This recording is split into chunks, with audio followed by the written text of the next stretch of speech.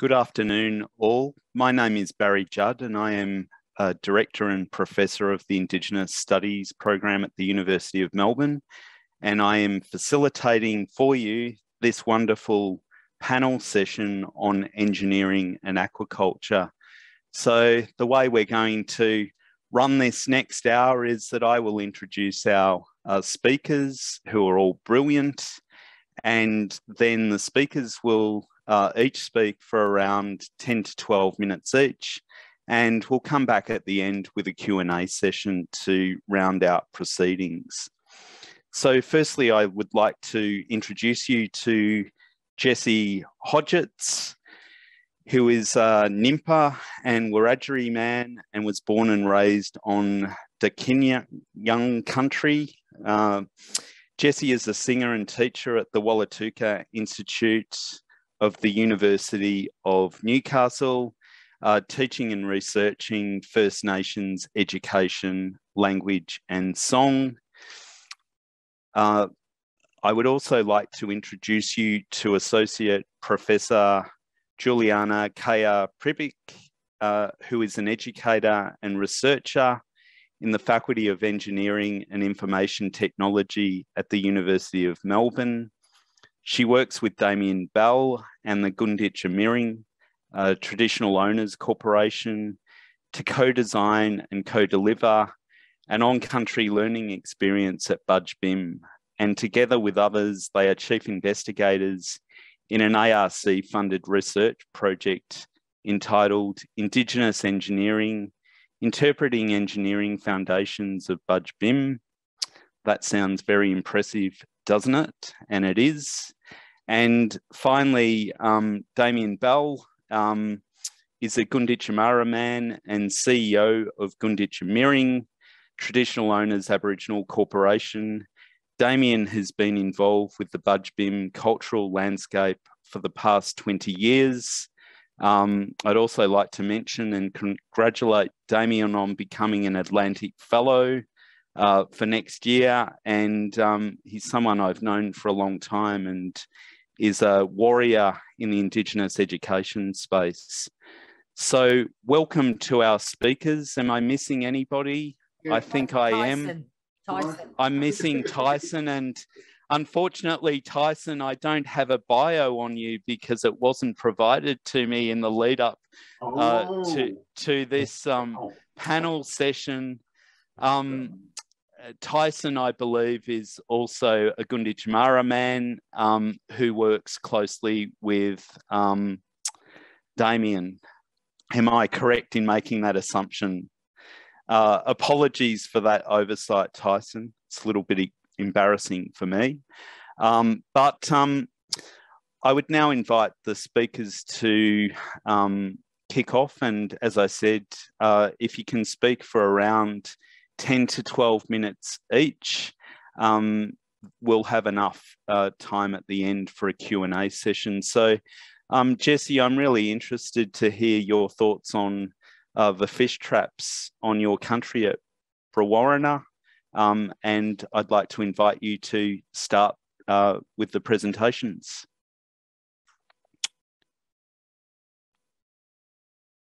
I'm not sure if the message was passed on, but our two elders, Uncle Pete Williams and Uncle Paul Warden, couldn't make it. It was Uncle Peter Williams booked in because he's had health issues.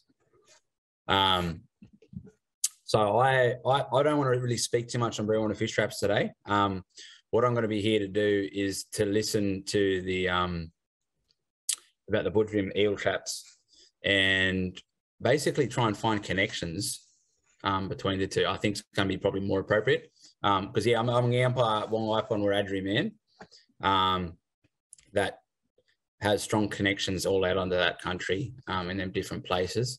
So I think it would be really interesting today actually to hear about your country there and sort of find connections because we've got plenty of stories as well. Like we do a lot of revitalization of songs, language, corroborees, and we've seen the impacts or the positive outcomes from that, you know, with rain and rivers and those sorts of things. So I might actually pass it on for now, and then we'll if we can have a yarn after.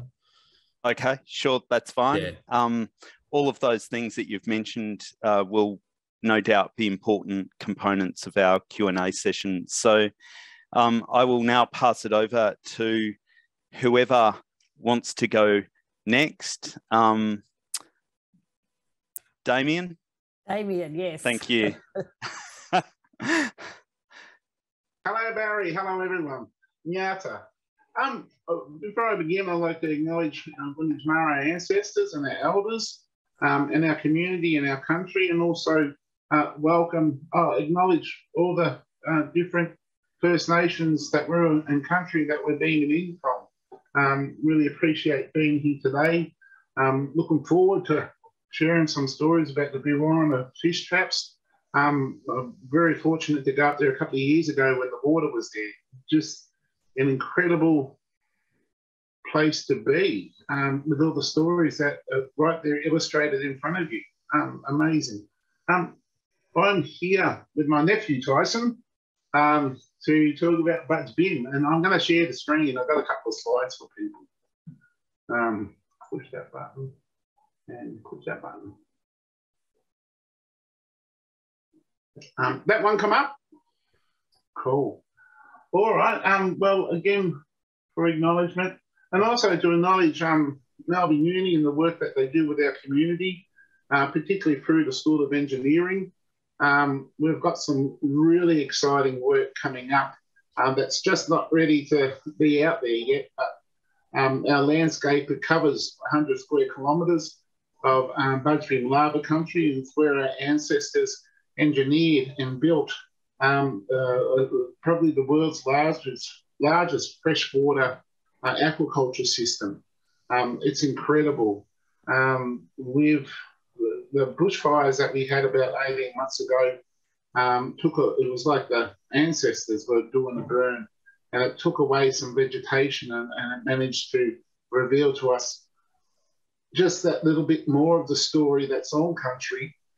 And it just sort of sat us back on our heels in regards to how extensive this system is. For our people, we were invaded, and the Europeans and squatters settling in the early 1800s. We were all put on the mission, Lake Condah mission, and our family over at the Framingham mission. And we lost a lot of stories. We had a lot of stories taken from us, and we had a lot of stories that our ancestors must have thought, all right, we'll put these stories away until something happens with the mob. And then 2010, we were able to restore water to Tyson Lake Condah, which is at the heart of the Budj Bim landscape. And from that, country is teaching us again. It's amazing. And that's just with the Budj Bim landscape. Of course, when we talk about Budj-Murray country, we talk about in the southwest of Victoria, between the Glenelg and the Hopkins River and up to the Wannon, and with the Southern Ocean as our southern sea country, nearing. And as you can see, Budj Bim's right in the middle of it. With what our ancestors engineered and built was traditional aquaculture systems, ponds, channels, raceways, all of that activated water through the landscape for the farming of kuyang, which is the short fin eel, plus other fish, plus other animals, because wherever you have water, you have life there. And with our ancestors, they built stone villages all along the system. This is one of the house sites here. We have places where we could have 100 house sites in a couple of hectares.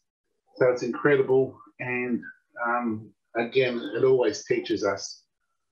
In 2019, after about 30 years of work by our community and our partners that we engaged with, we had the Budj Bim, the cultural landscape, listed by UNESCO onto the World Heritage List.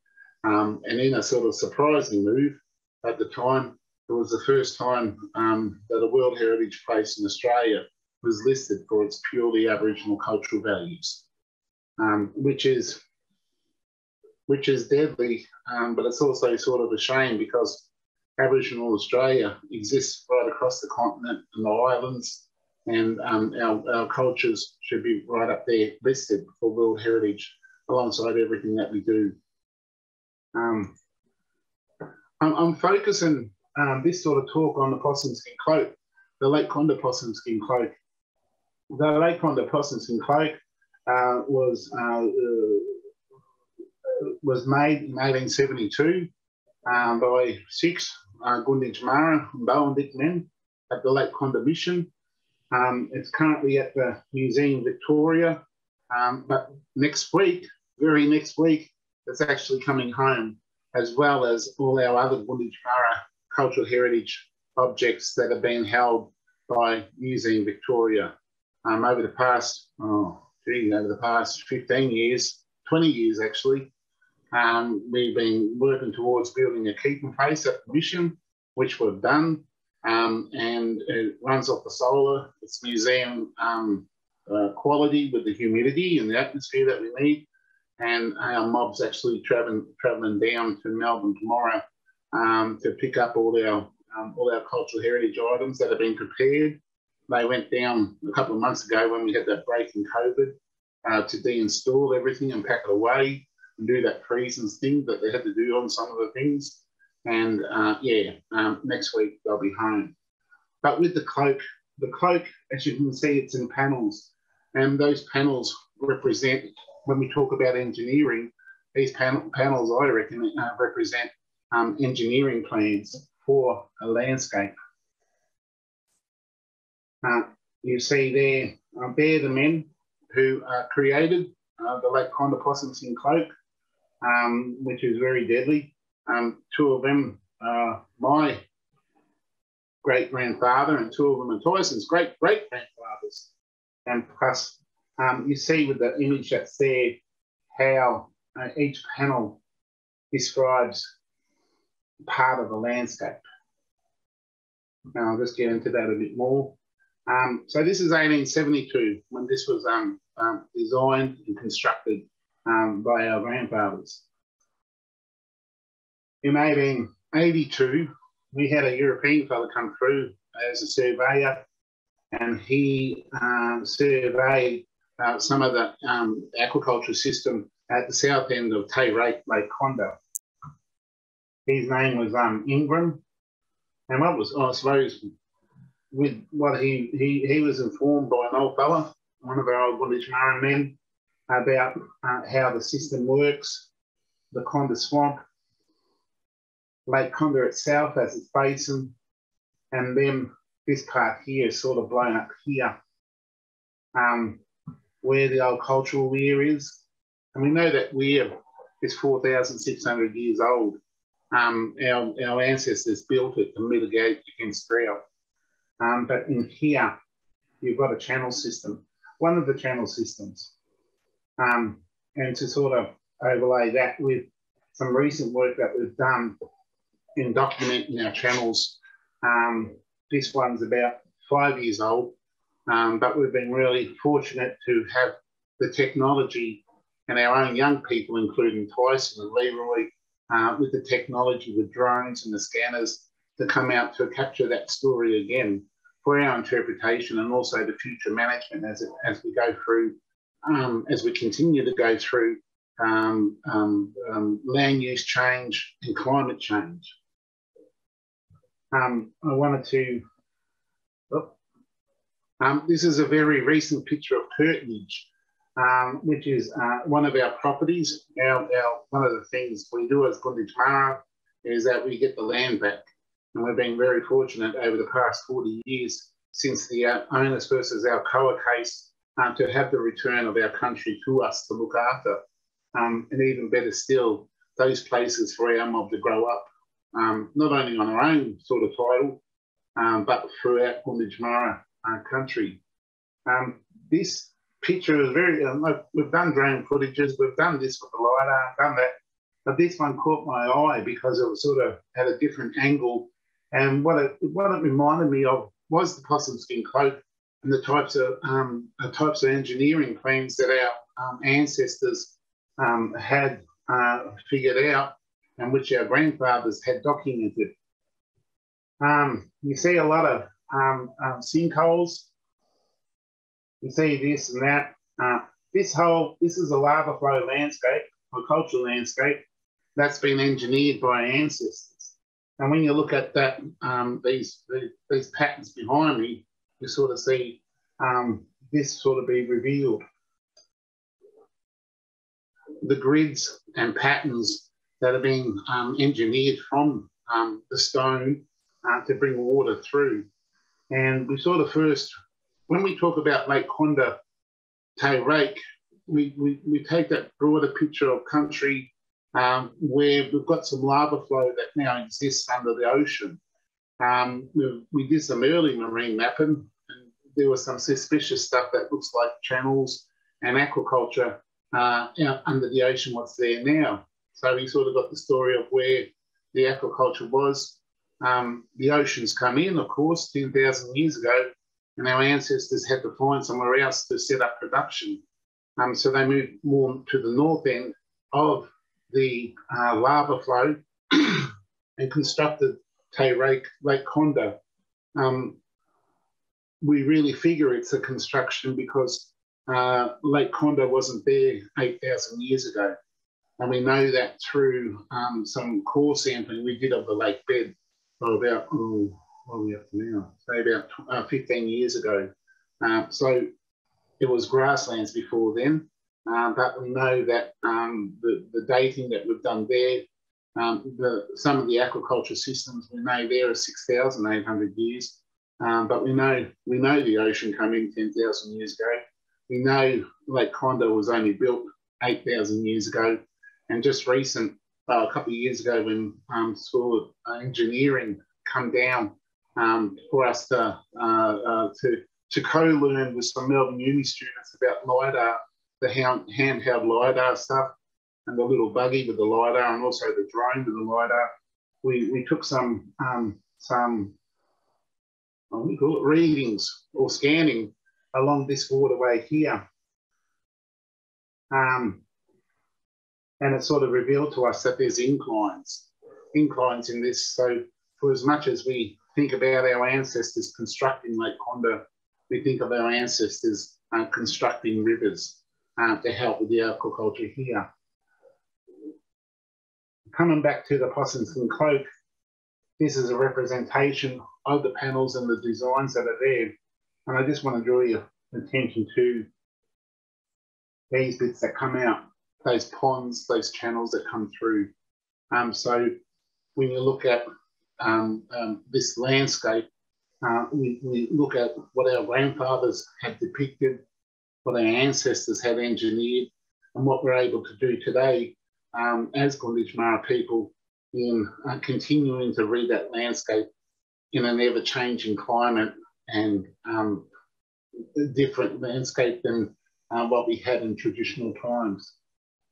I came across, of course you always do your PowerPoints first thing in the morning before a talk, but I got online and I was looking around for some images, and what came up was this sort of depiction of the aquaculture system, our seasons and everything that was done by a lady in the Netherlands, which was pretty impressive. This one here is a representation of Budj Bim, a representation of the lava flow, of the lake, of the channels and the raceways, narrowbans, our baskets, our traps, our channels, our weirs, the sinkholes, the smoking trees where our ancestors would smoke, the kuyang and other fish. And the way she's done it is pretty deadly too. She's got the life cycle of the kuyang going right around. Oh, in the house where we eat them. And then also put in our sort of cultural seasons across there, October to December, our eels and fish are in the shallow water, and those descriptions there. It's sort of the first time I've ever seen our story depicted in one image. And like I said, I just found it this morning. I was just really floored in regards to how she has caught everything. I've already sent her an invite to come and visit with us. But when we talk about engineering and we talk about place, we talk about all those things that go into it. Why, how, when, and to put that in context to First Nations, the whole cosmology of it all, the culture of it all, it just builds and builds and builds. And knowing that this landscape, well, we know some parts of the system is 6,800 years old. We know parts of the system are 8,000 years old. And we now know that Budj Bim itself, both in its revelation as an ancestral creation being and the eruption of the volcano, we know that's 37,000 years old. And we know that there's a brother volcano at Tower Hill that come around the same side. And we know how much that sort of, the reaction that we got from Geology America when those dates, that eruption date was published, they couldn't believe that we have a creation story that can go back and be pinpointed 37,000 years ago, which of course it impresses us as Ngunnhu people because that's our heritage and our identity. But it's always, again, I suppose, like this lady from the Netherlands, when people outside our community come in to learn about the Budj Bim landscape in Ngunnhu country, it's always surprising to see how important it is, not only to us, but the broader world as well. So that was my little talk with slides. I'll stop sharing. Thank you, Damein. That was absolutely wonderful. It's a place that I think is very special in the context of Victoria. I have had an opportunity to go down there and teach students on that landscape, and it's a wonderful resource that's within a day trip of Melbourne. Kaya, would you like to speak, or Tyson? Or would we like to go straight into Q&A? I'm wondering whether Tyson can speak at this point, and then I'll just speak very briefly, and we can go thank you. Q&A. Tyson. Thanks, Kaya. So as Barry said, my name's Tyson Lovett-Murray. My bio, I'm previously was a former project officer at Ngunnhu and worked across a few projects. And I suppose when we're thinking about sort of engineering and place and people and that place at Budj Bim, like how important it is for our mob, and how much ingenuity had went into that landscape there. It's pretty amazing when you think about, I suppose, the extensiveness of it. So we did do our nomination report for the World Heritage listing, and to side by side with that, I worked on a video that sort of explained the extensiveness of the traps as well. And I guess, there's about 150 recorded stone structures that are, weirs or dams or channels that have been cut into the bedrock there. They're across about 10 to 15 eel trap complexes. Some complexes can have up to 5 holding pens for eels. That's all part of the one complex and slowly fill up as the water comes up. Uncle Damein had spoke about the weir that was built at the outlet of the lake to keep water in. So the story of that waterway is that there's the Condah swamp, which is 17 k's long, which is the catchment that feeds into Lake Condah, and then Lake Condah turns into a stream called Darlett's Creek, and eventually snakes its way out to sea.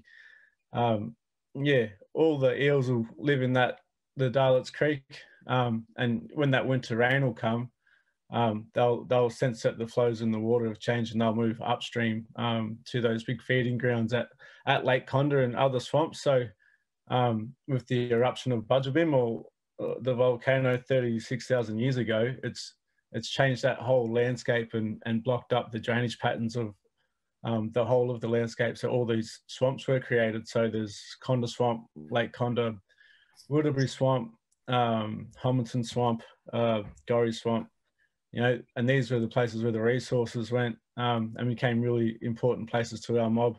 And yeah, it became the places where they would, they surveyed the landscape and they decided where to place these channels to divert water from the lake into these natural sinkholes formed by the lava. Some of them built dams as well, stuff like that. And it was all about, penning all those eels into these sinkholes. And, you know, they're all on different elevations as well. So there's trap complexes at lower elevations and a second one and a third one as the water comes up. So you can pen eels at different water levels of the lake. And then as that water level comes back down again, so as it goes up, one complex will flood out. But then as it comes back down again, you can pen the eels and stuff like that. But they also had channels that they cut. You know, some of the channels were 130 meters long, cut into the bedrock. Some of the channels were so big that they were probably to manage flood levels. So they cut a big channel from the lake to another big open area that wouldn't have ever flooded until they cut that channel. And it was like the size of, you know, 2 football ovals.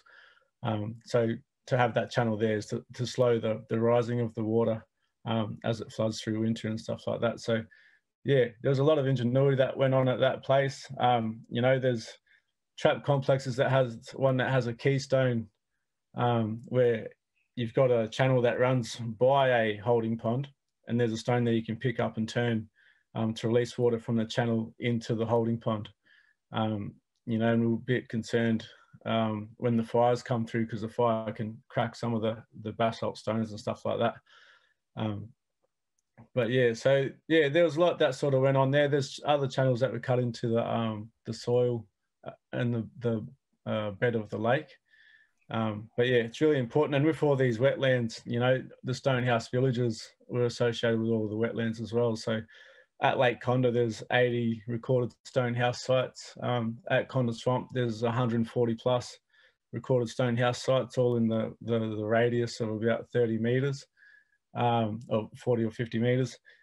Tirrandarra has another 60 Stonehouses there, which has got the Homerton Swamp as well. So the whole landscape was utilised and engineered by our mob, and it was all about connection to place, obviously resources, a spiritual connection there with Budj Bim and the dreaming story there, and looking after country as well. So I think in our nomination report we talked about the eco-cultural landscapes, and you know, which speaks to sustainability and change in the landscape.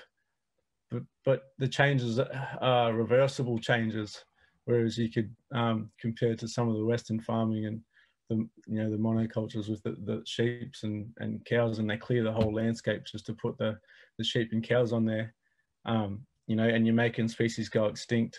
You're increasing the production of the sheep or cow, but the mob were able to do that with the short-finned eels by extending their range and creating more wetlands by diverting the water with the channels, but did it and kept biodiversity, kept, you know, other species from going extinct, things like that. So it was, yeah, it's a special place for our mob, obviously, but yeah, there's a lot that went on there that's still there today.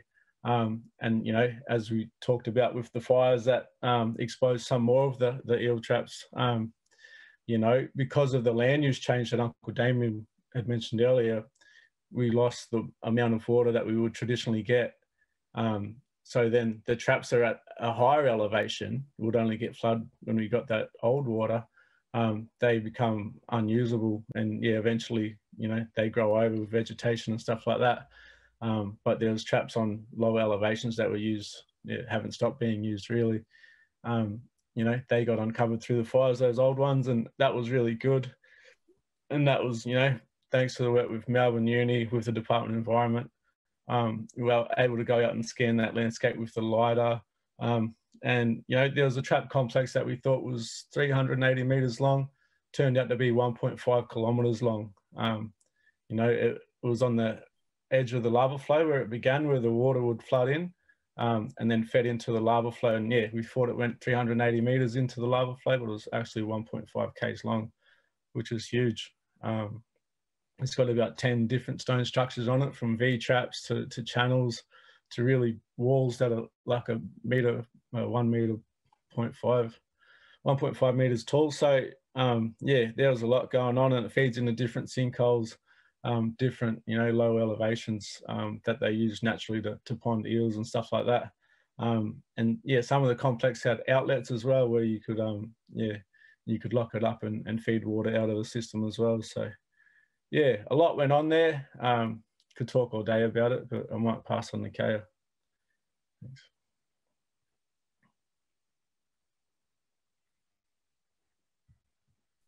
Thank you, Tyson and Damein. For me, it's been an amazing journey working with the Ngunnhu and also the other Aboriginal communities that I've had the privilege of being able to work with around this issue of Indigenous engineering. When I first began, it was a question of, well, what do we mean by Indigenous engineering and an Indigenous perspective that we can include into the curricula for all engineering students? And over my time in working with the Ngunnhu and with others, I've come to realise, and I'm going to just share a couple of images. And one is this understanding that I've really come to appreciate deeply, and I realise there's a lot of work to be done in articulating that, is that engineering is this very intimate relationship between people and place. The word engineering has the same root as ingenuity, and it's the nature of a place that invites the ingenuity from people to be able to develop, have practices that will help them support their survival needs. How to get water, how to get a shelter, how to get food, how to create the tools in order to craft the things they need to craft. All of it is very place specific. And then bringing together this practice and philosophy in actually engaging in the landscape is, I think, what is at the heart of engineering. And the other image that I want to share is this image of being able to, one of the things that I learned from Damein is this different naming of places. So for the Ngunnhu, there is stone country, sea country, forest country, and forest river country. And I've really started to reflect on and become aware how each of the places, the different types of landscapes that we have in Australia, each one has its own set of resources and its own challenges that present people with these challenges in order to survive. And each one invites a whole range of different engineering skills. So if you think about, you know, how do the people in desert country find water? How do they find food?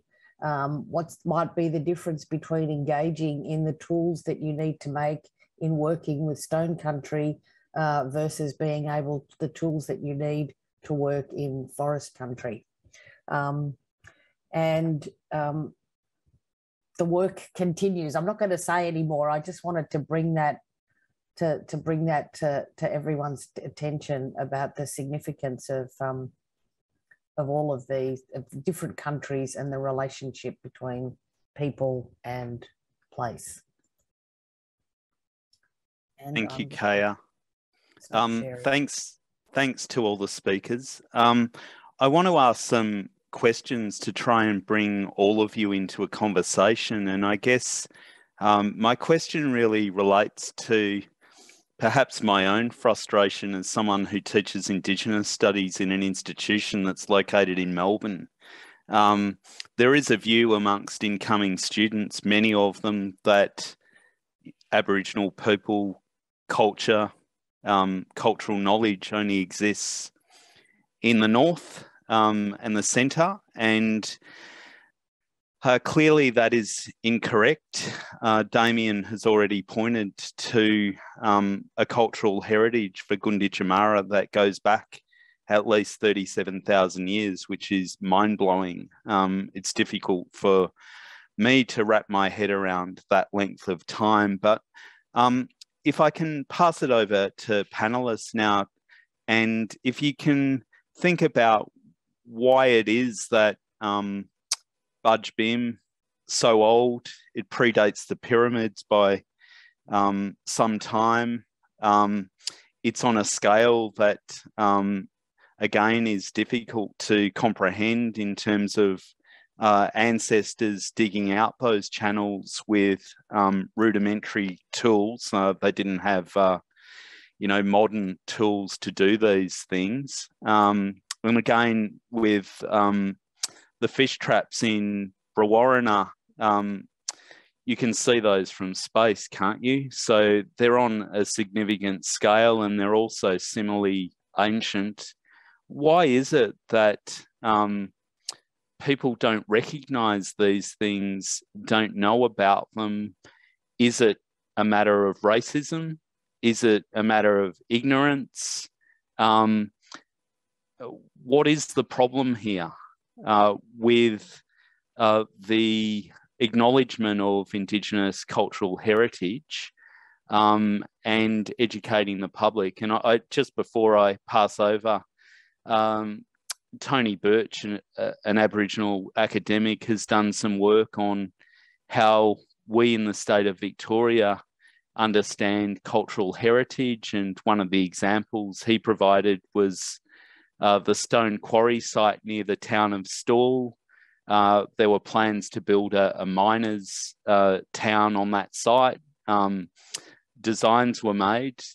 The town was never built, but the designs are now an important part of cultural heritage in that part of Western Central Victoria, and yet other sites close by, like Bunjil Shelter, not so much.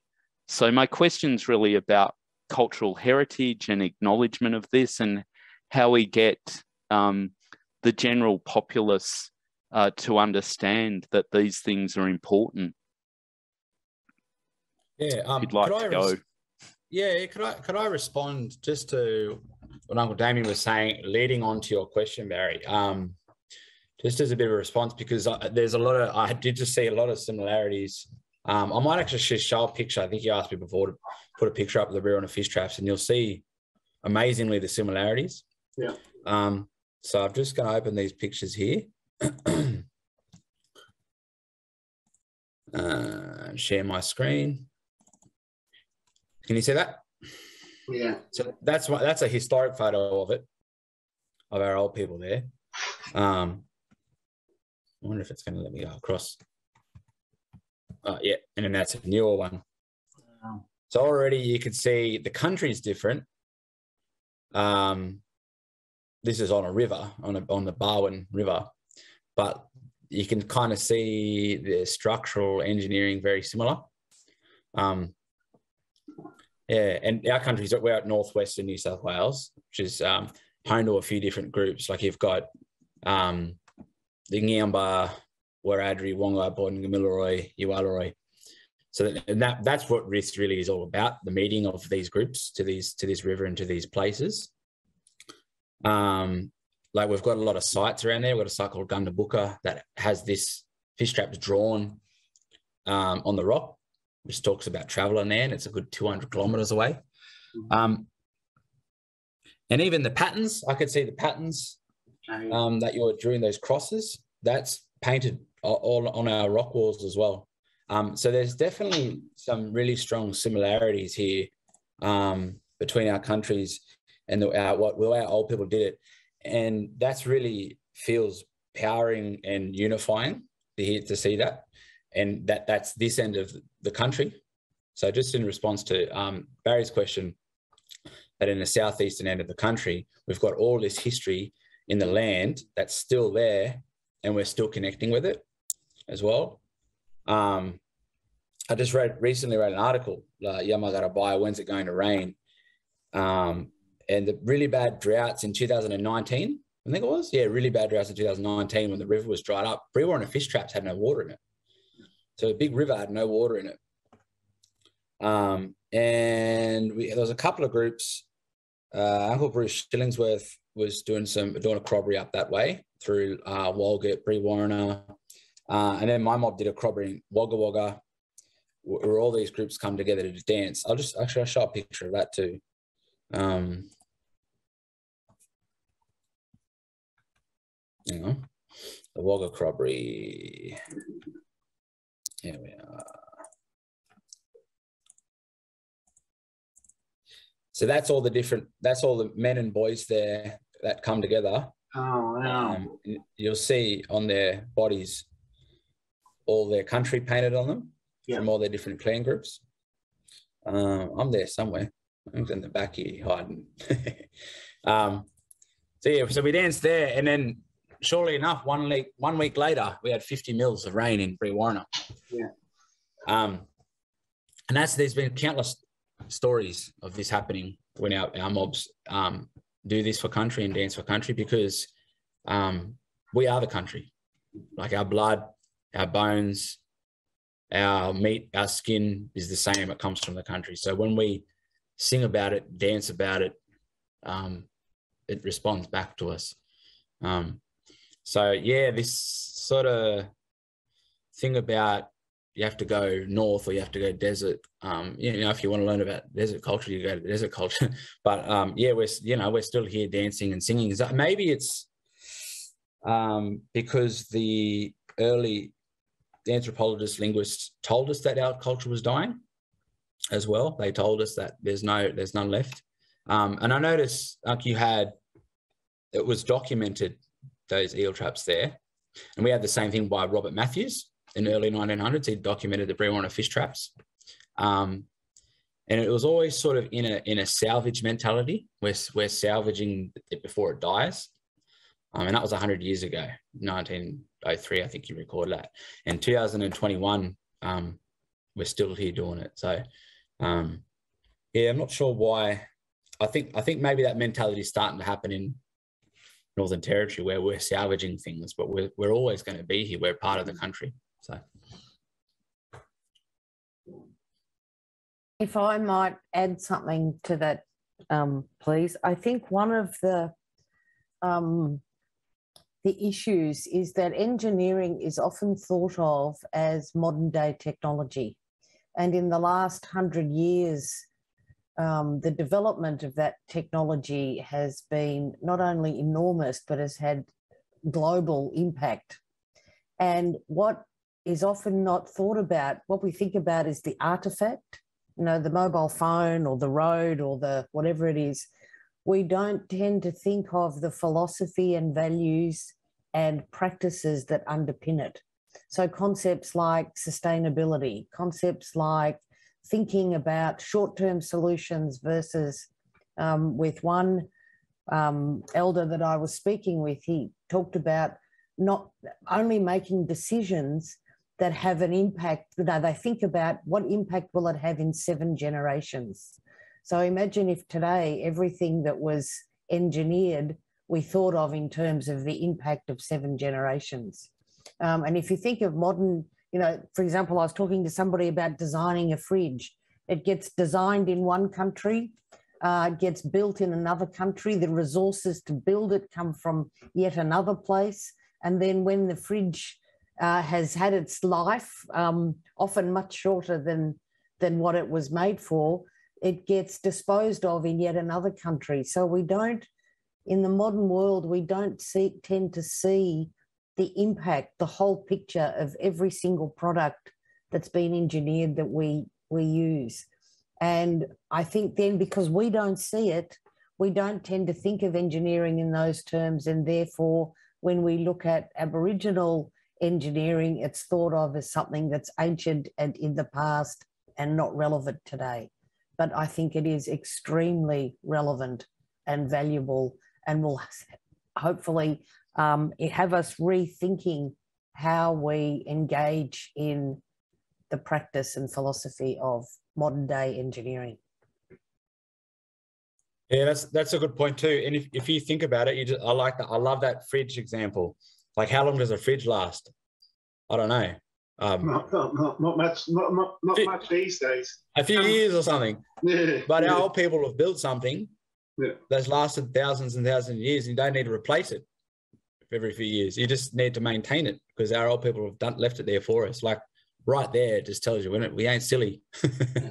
You know, like it works. And what Tyson was talking about before, about how engineering is for that place, and how long it lasts.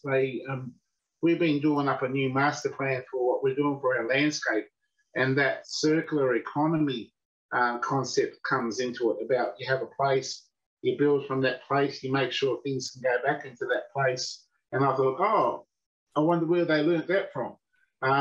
So that's interesting too. And I suppose getting back to where things are, where heritage is recognised, it's where those two worlds meet, about what our ancestors and what our communities do today in maintaining our places, in regards to not only engineering, but song, culture, language, practice.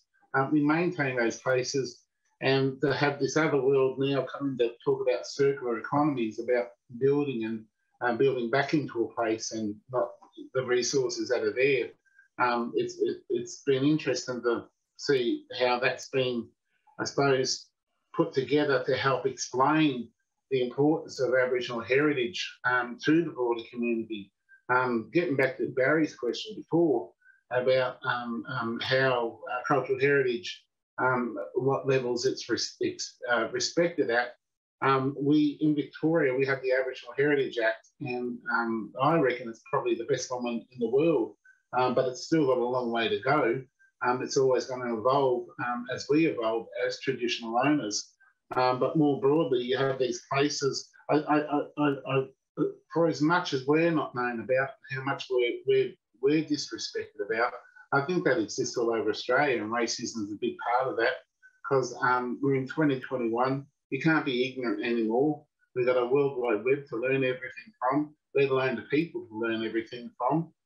We still have important sites being blown up purposely by industry, by engineers, and you just think, oh, that 2 steps forward, 10 steps back. So where we have our heritage, not only it has to be those heritage in places, sort of take away that heritage line from it, because it's always living. It's never going to go away, and it's always wherever you have these places, you've got to have people. When we talk about reconciliation, or when I talk about reconciliation, sometimes there's some people you don't want to reconcile with, but if it comes to a place, something like Budj Bim, you can bring people around that place to reconcile with the place about what it needs. So you can have you can have us, you can have the rednecks, you can have the hardheads, you can have all that together, but to look after a place, because it's about what we have now is to take us into the future, our common goals, and to look out for the scary world that's already here. Thank you. That was awesome. My next question is going to try and draw out some of the themes that each one of you has spoken to already, but the importance of Indigenous engineering and the philosophies that lie behind it in terms of Indigenous futures, of course, for various peoples across this continent, but also human futures more generally. We face at the moment a time in history where global warming, ecological collapse is placing all of us at risk. What learnings can we take from Indigenous engineering and knowledges and philosophies and apply it to contemporary times? One very simple first response, that's something that I've been trying to do in the Faculty of Engineering, is to bring many perspectives on Indigenous engineering. So Budj Bim and other places around Australia and the different responses, because I think what modern day world and engineering in particular is this one solution that can be applied everywhere globally with no thought about the impacts in each place. And it's this notion of biodiversity, that biodiversity is very, very important, and that there are many different ways of understanding a problem, solving a problem, thinking about it in terms of the place where it is and the impact that it has on people. Yeah, responding to that then, definitely. And you just don't know how something's going to work in a problem unless you go there and you ask the people that know the country, you know. So, yeah, absolutely. Yeah. And that comes back to, I guess, that's why we sort of have this inherent thing where we all respect each other's mobs, you know, and why we get on the country and we talk to the people of that country because they've got the knowledge of it. And those multiple perspectives are definitely important. Yeah. You going, Ty? Yeah, sure. Yeah, I suppose when you think about is what our mob's doing and our mob's ways of thinking and how it can inform best practice in the way things can be done today. You know, spoke to the eco-cultural landscape stuff about, you know, making changes to the landscape that are reversible, protecting that sustainability of country. But also, I suppose one thing that comes to mind is that like the fire stick farming that mobs do across, all the First Nations mob do across the country. You know, our mob have a pretty good partnership at the moment with the Department of Environment and the fire forest team. So, yeah, you can see how state departments and other fire services they're keen as at the moment to learn all about the mob's cultural knowledge around fire. And it's amazing. Like, I've learned a bit myself, lucky enough to learn from a fellow Uncle Rod Mason, but and our own elders and other mobs. But I worked as a project firefighter 14 years ago. None of them were talking about this stuff, and you know, the fire is so important to country and managing it, and you know, being mindful of, you know, country overgrown and all that stuff. So we've been doing a bit back home, and you know, through our partnerships with the Catchment Management Authority, you know, they're doing burns to protect the red-tailed black cockatoo, which is one of our you know, culturally significant species. It's one of our moieties back home, and it's endangered. You know, there's 5 subspecies, and we've got the smallest one, and you know, they need more food to eat. So, you know, part of that, the fire knowledge is, you know, smoke is the signal that triggers its trees, the tree that it eats the seeds off to grow more seeds. So our mob have done burning with those guys to manage that with the CMA and the Department of Environment. You know, burning heath bushes and stuff next to those stands of eucalypt to produce more seed to protect that species. We've done other stuff as well, like burning out sort of reed beds to protect other endangered species as well. The Australasian bittern lives in these reed beds on the Tirrandara IPA, the Curtinage IPA.